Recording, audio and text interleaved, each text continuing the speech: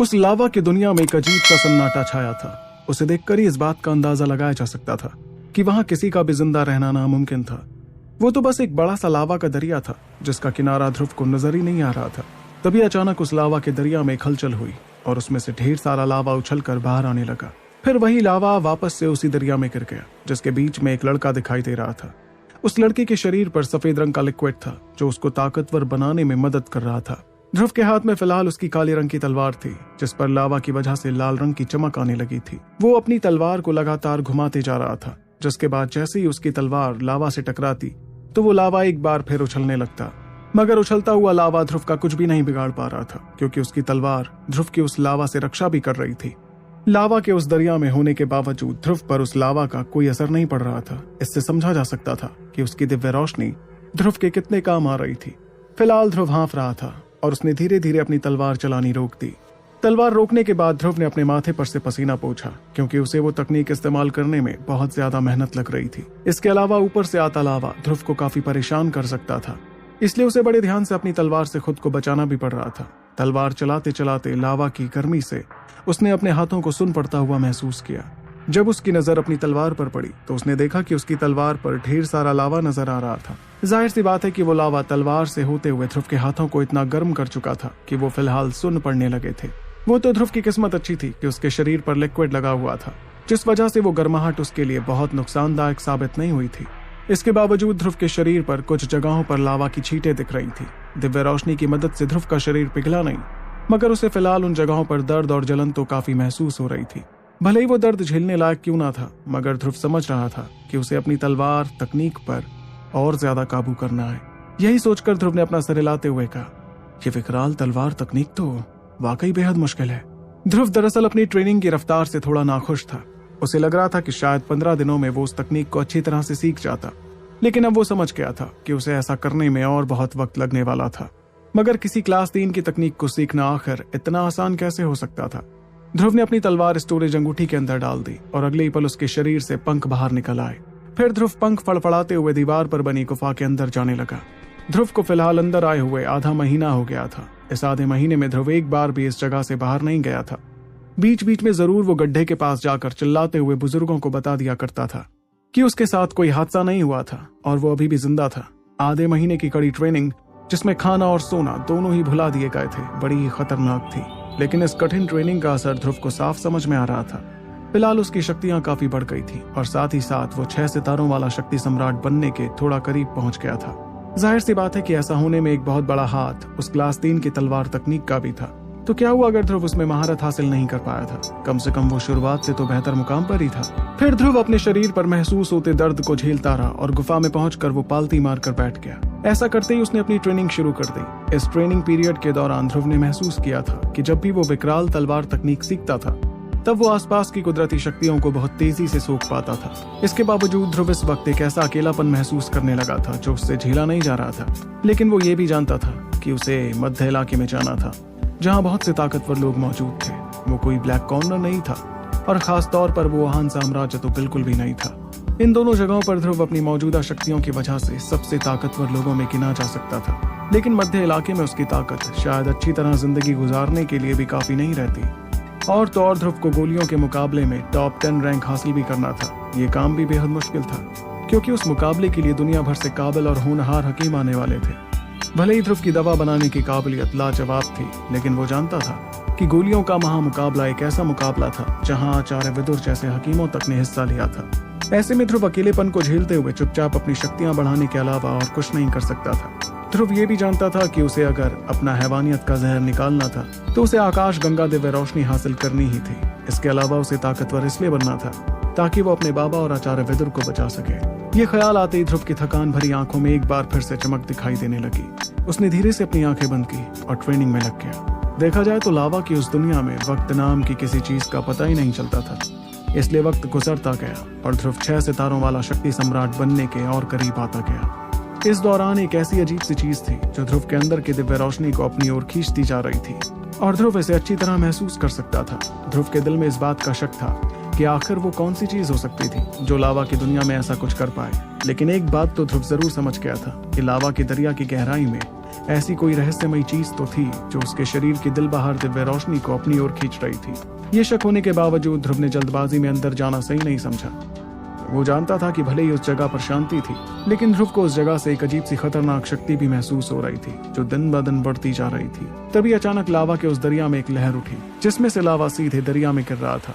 ध्रुव देखते ही नीचे आया और उसने अपनी तलवार से उस लहर को अलग करने की कोशिश की। इस दौरान ध्रुव को कुछ महसूस हुआ और उसने अचानक से अपनी तलवार से दो बहुत बड़ी लहरें उठानी शुरू की। ध्रुव देख रहा था कि वो अपनी तलवार से उन लहरों को भी काबू कर पा रहा था जो हवा में उठते हुए एक दूसरे से टकरा रही थी। दोनों लहरों के टकराने से लावा उछटकर हर जगह फैलने लगा। इस दौरान ध्रुव के शरीर को गहरे हरे रंग की रोशनी ने ढका हुआ था जो उस लावा को ध्रुव के शरीर से टकराने से रोक रही थी। जब ध्रुव ने उस खौलते लावा को देखा तो उसकी आंखों में खुशी दिखाई देने लगी क्योंकि वो अपनी तलवार से ऐसा कुछ कर पा रहा था। इसका मतलब ध्रुव विकराल तलवार तकनीक पर थोड़ा बहुत काबू तो पाने लगा था, जिस वजह से वो उसके पहले पड़ाव को समझ पाया। फिर ध्रुव ने एक गहरी सांस लेकर मुस्कुराते हुए वापस अपनी गुफा में जाना शुरू किया, लेकिन तभी अचानक उसकी नजर एक बार फिर लावा के दरिया की गहराई पर पड़ी और वो गहरी सोच में पड़ गया। वो महसूस कर पा रहा था कि कोई चीज उसे नीचे बुला रही थी। और तो और ध्रुव की दिव्य रोशनी को इस बार जो खिंचाव महसूस हो रहा था वो आज तक के सारे एहसासों से ज्यादा ताकतवर था। इस एहसास के चलते ध्रुव ने थोड़ी परेशानी में कहा, आखिर वहाँ है क्या और ये मेरी दिल बहार दिव्य रोशनी को इस तरह अपनी ओर खींच क्यों रही है।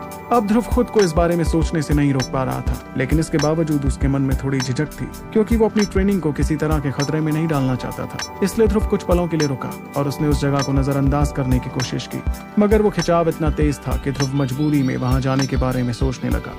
उसे लगा कि शायद वहां कोई ऐसी चीज भी हो सकती थी जो ध्रुव के बहुत काम आ जाए। यही सोचकर ध्रुव ने खुद से कहा, चलो एक बार तो खतरा उठा ही लेता हूँ, फिर देखता हूँ क्या होता है। ये कहते ही ध्रुव की आंखों की झिझक गायब हो गई और उसने फैसला कर लिया नीचे जाने का। इस वक्त वो उस लावा के दरिया को देखे जा रहा था जो ना जाने कितना ज्यादा गहरा था। गहराई के बारे में सोचने पर ध्रुव को लगने लगा कि शायद उस जगह तक जाने के लिए किसी शक्ति पूर्वज जितनी शक्तियां चाहिए होंगी, क्योंकि खुद ध्रुव भी दरिया के बीच में फंसा था और आचार्य अपनी शक्तियों से उसे ज्यादा देर नहीं संभाल पा रहे थे। मगर ध्रुव ये भी जानता था क्योंकि वो जगह दिल बहार दिव्य रोशनी का जन्म स्थान था, इसलिए शायद वो आसानी से वहां चला जा सकता था। इतने में ध्रुव ने अपनी तलवार बाहर निकाली और वो एक परछाई में बदलकर वहां से गायब हो गया। ऐसा करते उसने तुरंत अपनी अंदरूनी शक्ति उस तलवार पर लगा दी। वो जानता था कि लावा का वो दरिया बहुत ही धुंधला होता है जिसमें ध्रुव को कुछ भी नजर नहीं आ रहा था। ऐसे में वो उस तलवार को मील के पत्थर जैसा इस्तेमाल करना चाह रहा था जो उसे वापस आने का रास्ता बता सके। ध्रुव जानता था कि अगर कुछ गलत भी हो गया तो भी वो सही सलामत वापस तो लौट ही आएगा। ऐसा करने के बाद ध्रुव ने एक गहरी सांस ली और फिर गहरे हरे रंग की रोशनी जलाकर ध्रुव ने आखिरकार उस दरिया में छपाक से छलांग लगा दी। इस दौरान ध्रुव जिस जगह पर कूदा था वहां का लावा उछलकर आसपास फैलने लगा और उसमें से बुलबुले दिखाई देने लगे। लेकिन कुछ ही पलों में वो जगह वापस पहले जैसी हो गई और उस इलाके में खौफनाक खामोशी छा गई। इस वक्त सिर्फ दीवार पर लटकी एक तलवार दिख रही थी जो अंदरूनी शक्ति की वजह से काफी चमक रही थी। ध्रुव जैसे ही लावा के अंदर गया तो उसे वहां की बेतरतीब गर्माहट महसूस हुई, लेकिन ध्रुव की रक्षा के लिए दिव्य रोशनी के अलावा उसकी शक्तियां भी थीं। अंदर जाकर ध्रुव ने एक पल का इंतजार किया और वो आसपास नजरें घुमाने लगा। जब उसे कुछ भी खतरनाक नहीं दिखा तो उसने एक चैन की सांस ली। ऐसा करते हुए उसने अपनी उंगली पर दिल बहार दिव्य रोशनी जलाई जिससे ध्रुव को सब कुछ साफ साफ दिखने लगा। वहीं ध्रुव देखने लगा था कि कैसी उसकी उंगली पर जलती दिव्य रोशनी नीचे की तरफ इशारा करने लगी थी, जैसे कोई चीज उसे अपनी तरफ खींच रही हो।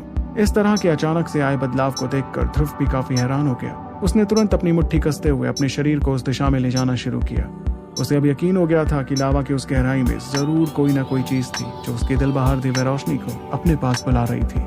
लेकिन ध्रुव को सबसे ज्यादा हैरानी इस बात की हो रही थी कि ध्रुव को यह एहसास तब महसूस नहीं हुआ था जब उसने दिल बहार दिव्य रोशनी को हासिल किया था। ध्रुव लगातार किसी मछली की तरह उस लावा के दरिया में तैरता रहा और उसके सामने उसकी दिव्य रोशनी चल रही थी। वो दिव्य रोशनी उसे रास्ता दिखाने का काम कर रही थी। ध्रुव उस दरिया के बारे में बहुत कम जानता था। उसे तो सिर्फ इतना पता था कि ये वही जगह थी जहाँ उसकी दिल बहार दिव्य रोशनी ने जन्म लिया था। उसे ये तो बिल्कुल नहीं पता था कि लावा के दरिया में और कौन सी रहस्यमयी ताकत हो सकती थी। वो चमकदार लाल रंग का लावा गहरे हरे रंग की रोशनी के बीच बहुत ही अलग दिख रहा था, लेकिन ध्रुव के चेहरे पर तो फिलहाल थोड़ी फिक्र नजर आ रही थी क्योंकि उसे तकरीबन 20 मिनट हो गए थे तैरते हुए, लेकिन अभी तक दिल बहार दिव्य रोशनी रुकने का नाम नहीं ले रही थी। इस बात से ध्रुव को लगने लगा कि ना जाने वो उसे दरिया की किस गहराई में ले जा रही थी। अब जब ध्रुव नीचे जा रहा था तो धीरे धीरे उसके आसपास की कर्म शक्तियां भी बढ़ती जा रही थी। अगर उसके पास दिल बहार दिव्य रोशनी की मदद नहीं होती तो फिर उसके लिए यहाँ तक आना नामुमकिन हो जाता। फिर भी ध्रुव थोड़ा परेशान होने लगा क्योंकि दिव्य रोशनी का इस्तेमाल करने के लिए बहुत सारी शक्तियां लग जाती थी और तो और जितना ध्रुव नीचे जाता उतनी ही ज्यादा दूरी उसे वापस आते वक्त पूरी करनी पड़ती। भले ही उस जगह पर कुदरती शक्तियां बहुत ज्यादा थी, लेकिन ध्रुव इनसे अपनी शक्तियां बहुत ज्यादा हद तक हासिल नहीं कर सकता था। इसी के साथ ध्रुव लगातार अपनी दिव्य रोशनी को देखता रहा और उसने एक गहरी सांस लेते हुए मजबूरी में अपना सिर हिलाया। वो समझ गया था कि शायद उसने इस बार थोड़ी जल्दबाजी दिखा दी थी। अब अगर वो इस तरह की खतरनाक जगह पर सावधान नहीं रहेगा तो शायद उसका अंजाम बिल्कुल भी अच्छा नहीं होगा, और हो सकता है कि शायद ये अंजाम जानलेवा भी साबित हो जाए। ध्रुव जब आसपास देख रहा था तो उसे लाल रंग के अलावा और कुछ नहीं दिखाई दे रहा था। अगर ध्रुव ने अपनी अंदरूनी शक्ति तलवार में नहीं छोड़ी होती, फिर तो जरूर अब तक वो अपना रास्ता भटक चुका होता। ऐसे ख्यालों से घिरते हुए ध्रुव के दिल की धड़कनें तेज होने लगी, क्योंकि इंसान को सबसे ज्यादा डर उस चीज से ही लगता है जो उसे पता ही नहीं होती। इसके बाद ध्रुव ने ठान लिया कि कुछ मिनटों के बाद वो खुद पर काबू पाते हुए चुपचाप वापस लौट जाएगा। इसलिए दिल बहार दिव्य रोशनी को उसने महज कुछ मिनट और दिए। लेकिन ध्रुव के ऐसा सोचने के एक पल बाद अचानक से दिव्य रोशनी धीरे होने लगी। ये देखते ही ध्रुव का ध्यान उस जगह पर गया और वो और ज्यादा सावधान हो गया। अभी भी ध्रुव को हर तरफ लाल रंग का लावा ही नजर आ रहा था और उसे उस दरिया का अंत कहीं दिख ही नहीं रहा था। मगर थोड़ा और दूर देखने पर ध्रुव को नीचे की तरफ एक काले रंग का अंधेरा नजर आने लगा, जो दिखने में बड़ा ही डरावना लग रहा था। उसे देखकर कोई समझ ही नहीं पाता कि आखिर उसके अंदर कौन सा राज छुपा था। ध्रुव भी पहले फिक्र के चलते कुछ सोचने लगा कि कहीं वो खिंचाव उस जगह से तो नहीं निकल रहा था। आखिर क्या है रहस्य लावा के दरिया में बनी उस जगह का, जानने के लिए सुनते रहिए दी one and only RJ Revansh के साथ सुपर योद्धा, सिर्फ पॉकेट एफएम पर।